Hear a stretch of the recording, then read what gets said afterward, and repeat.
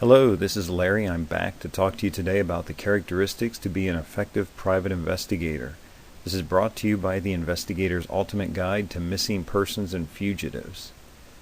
When I talk about being an effective private investigator, I'm talking about the things that make you get your rear end off the couch and do something other than fulfilling what seems to be your life's destiny of being a couch potato. These are some of the characteristics that are going to help you out in life in general, but especially to be an effective private investigator. Optimism. This is seeing things in a positive way regardless of circumstances that may hinder your progress. And this may seem like an odd characteristic for a private investigator to have. We think of private investigators as always looking for the negative and always finding it. But the reality is you're moving towards a goal with every case, and you have to have the optimism to see that you're going to get there. We're talking about a certain amount of assertiveness, if you will, of an individual. And this depends on his knowledge of how to handle a difficult situation. So when you're optimistic that you can reach your goal, when you're optimistic that you can handle a circumstance, this comes from experience and training. Private investigator needs creativity. He needs to be able to think outside the box, and what a cliche of a saying that is, but that's probably the best way to put it for what we're talking about here today. I'm talking about expanding one's mind of what's beyond the ordinary through research and the collection of information. So you can't look at a problem, you can't look at a dead end like other people do. You can't say, well, I looked in the phone book and the person's not listed, that's my last resource. You need to be creative, have a certain creativity. There needs to be a certain stability in your life, either physical, mental, social, or emotional. A private investigator must possess a stable interior life. That means he could handle tough situations during tough times. And when I say he, I mean he or she. When we first released the Investigator's Ultimate Guide to Missing Persons and Fugitives in 2004, I was surprised and pleasantly surprised by the number of women and female investigators who stepped forward to try this resource. Not only people looking to get into private investigations, but private investigators that were already out there looking to advance their detective agency. But when we talk about stability here, men or women, I think primarily we got to look at a stable interior life. Have your life together. There's a very effective private investigator, man and woman team, husband and wife, and he is a quadriplegic, and they specialize in doing cases of nursing home abuse, and they check him in, and he's a licensed PI, and the wife is also. They check him in and they work the case looking for theft and abuse in nursing homes. So he doesn't have that, what we would think of as that physical stability, although I'll bet you it takes a lot more interior stability to live that kind of life. But you gotta be together on the inside. You gotta have a certain amount of charisma, the intelligence of communicating with different walks of life.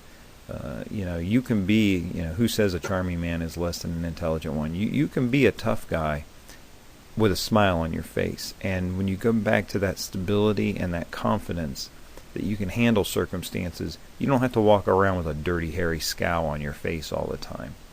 But with charisma, you need to be able to talk to different people.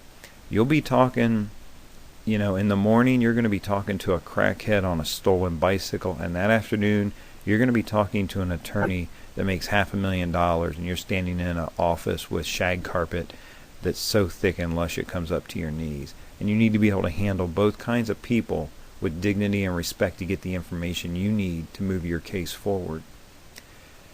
When we continue about this ability to be charismatic, a good private investigator must have that certain magic glistening in his eyes that can convey the right words to get a hold of the information he needs, whether you're talking to the crackhead who has certain wants and needs in his life, or that attorney who has certain wants and needs in his life.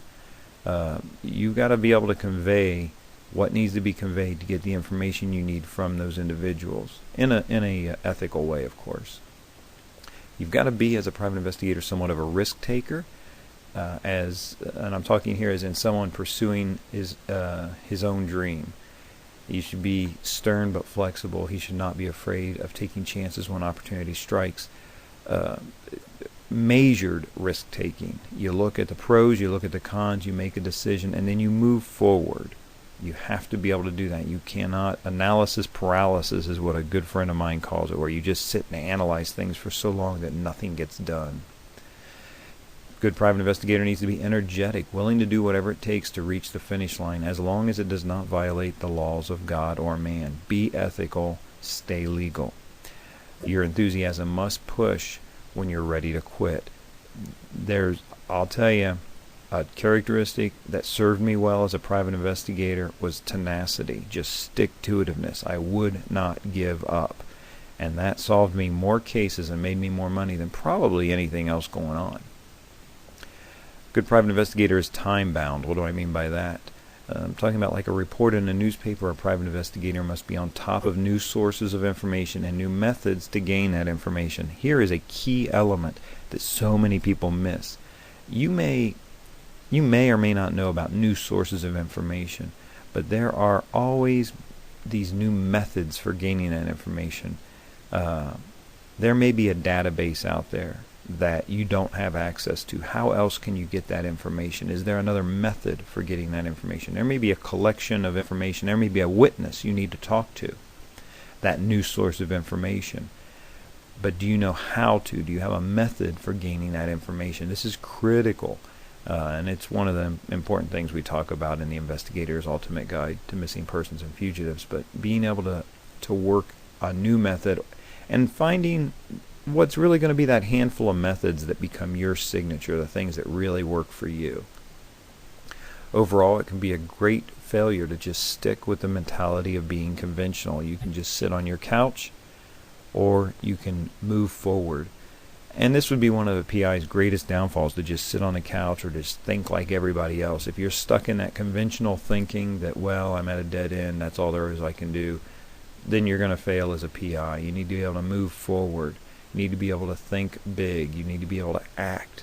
You need to be able to make your dreams come true, to reach not only the goal of solving the case, of finding the information, of seeing what's going on, but this carries over into your life, of making your dreams come true.